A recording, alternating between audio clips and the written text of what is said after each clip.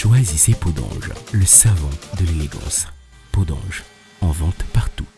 Bonjour à tous et bienvenue dans ce nouveau numéro de Getingo. Le sort du général Félix Katanga est désormais scellé. L'ex-chef d'état-major des forces armées togolaises, FAT, écope de 20 ans de réclusion criminelle dans le procès de l'assassinat du colonel Bitala Madoulba. Le verdict est tombé dans la nuit de ce 7 au 8 novembre 2023 après quelques jours de débats et de plaidoirie.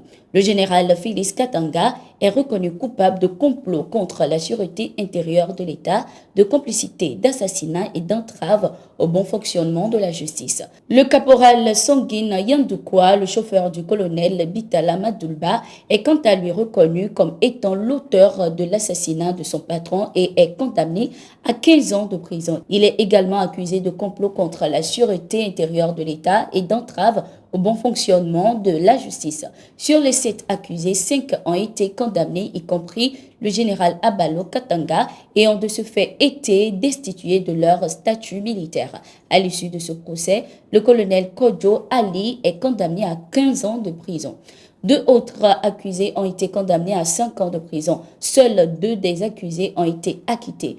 Le tribunal militaire a également ordonné que les condamnés versent la somme totale de milliards de francs CFA en dommages et intérêts à l'État togolais ainsi qu'une somme symbolique d'1 franc à la famille du colonel Toussaint Madoulba. Ce procès démarré le 23 octobre 2023 et qui s'est fait à huis clos vient ainsi mettre fin à plusieurs années d'attente. Il constitue un ouf de soulagement pour la famille de la victime qui attendait que la lumière soit faite sur l'assassinat du colonel Madoulba tué au lendemain de la cérémonie de prestation de serment du président Faure Gnassingbé en 2020. Au Mali, les forces armées ont neutralisé plusieurs terroristes et détruit leur pick-up dans la région de Kidal, précisément dans le camp laissé par la MINUSMA. L'annonce est faite ce 7 novembre 2023 par la Direction de l'information et des relations publiques des armées DIRPA.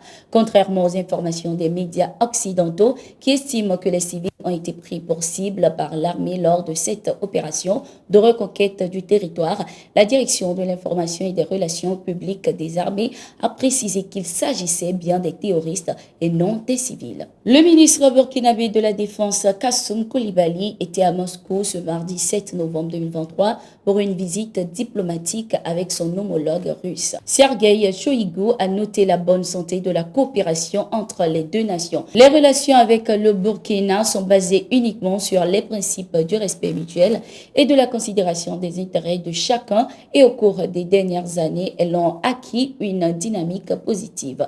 Je considère la rencontre d'aujourd'hui comme une nouvelle étape dans le développement de nos relations amicales, a-t-il ajouté.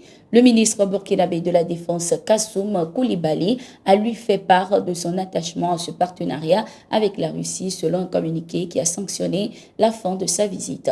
Outre le domaine militaire, en octobre, Ouagadougou a signé un accord avec Moscou pour la construction de sa première centrale nucléaire. Le secrétaire général des Nations Unies, Antonio Guterres, a condamné le massacre de civils survenu dans la région du sud-ouest du Cameroun le 6 novembre 2023. Le secrétaire général condamne fermement l'attaque du 6 novembre contre des civils à Ibeka, dans le district de Mamfé, dans la région du sud-ouest du Cameroun, qui aurait fait plusieurs morts, dont des enfants. De nombreuses personnes ont été blessées et déplacées et des biens ont été détruits, a déclaré Antonio Guterres. Selon le maire de la commune de Mamfé où le drame a eu lieu, une vingtaine de civils ont été tués lors de cette attaque barbare, tandis que 10 maisons ont été incendiées. Cette tragédie a suscité une vague d'indignation tant au Cameroun qu'à l'étranger. Le diplomate portugais a également profité de l'occasion pour exhorter les parties en conflit au Cameroun à trouver une solution pacifique à cette crise qui perdure depuis de nombreuses années. Les affrontements et les violences dans les régions du sud-ouest et du nord-ouest du Cameroun ont causé d'innombrables souffrances à la population civile. C'était tout pour l'édition de ce jour. Merci d'être resté avec nous. Nous sommes en continu sur nos différentes plateformes.